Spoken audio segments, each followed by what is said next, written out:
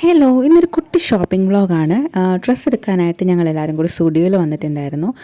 ആദ്യം തന്നെ മൈത്രി മക്കളുടെ ഡ്രസ്സായിരുന്നു നോക്കിയിട്ടുണ്ടായിരുന്നത്. എന്താ ഈ ഒരു ഡ്രസ്സ് ആൾക്ക് ഭയങ്കരമായിട്ട് ഇഷ്ടപ്പെട്ടിട്ടുണ്ടായിരുന്നു, എനിക്കും ഇഷ്ടപ്പെട്ടിട്ടുണ്ടായിരുന്നു. പക്ഷെ മോടെ സൈസിന് അത് കിട്ടിയിട്ടുണ്ടായിരുന്നില്ല. അതുപോലെ വളരെ കുറച്ച് കളക്ഷൻസ് മാത്രമേ പെൺകുട്ടികൾക്ക് ഉണ്ടായിരുന്നുള്ളൂ. ഈ ഒരു ഇത്രയും മാത്രമേ ഉണ്ടായിരുന്നുള്ളൂ. നേരത്തെ എടുത്ത ഡ്രസ്സിൻ്റെ ബ്ലാക്ക് കളറാണ്. ഇതും നന്നായിട്ട് ഞങ്ങൾക്ക് ഇഷ്ടപ്പെട്ടിട്ടുണ്ടായിരുന്നു. പക്ഷേ ഇതിൻ്റെയും സൈസ് ഉണ്ടായിരുന്നില്ല. അങ്ങനെ പിന്നെ മോക്കുള്ള ഡ്രസ്സൊന്നും കിട്ടിയില്ല. പിന്നെ നേരെ എൻ്റെ സെക്ഷനിൽ പോയി എത്നിക് വെയർ ആയിരുന്നു ഞാൻ നോക്കിയിട്ടുണ്ടായിരുന്നത്. അതിൻ്റെ വളരെ കുറച്ച് കളക്ഷൻസേ ഉണ്ടായിരുന്നുള്ളൂ. മോഡേൺ ആയിട്ടുള്ള ഡ്രസ്സസിൻ്റെയൊക്കെ ആയിരുന്നു കളക്ഷൻസ് കൂടുതലുണ്ടായിരുന്നത്. അതുകൊണ്ട് തന്നെ എനിക്കും അവിടുന്ന് ഡ്രസ്സൊന്നും എടുത്തില്ല. പക്ഷേ എല്ലാ കളക്ഷൻസും ഒക്കെ നോക്കി.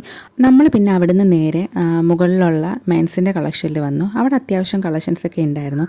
ഇനി എനിക്ക് മെൻസിൻ്റെ കളക്ഷൻസിനെ പറ്റി വലിയ ധാരണയില്ലാത്തതുകൊണ്ടാണോ എന്നറിയില്ല, കുറച്ചൊക്കെ അത്യാവശ്യം കളക്ഷൻസ് ഉള്ളതായിട്ട് എനിക്ക് തോന്നി.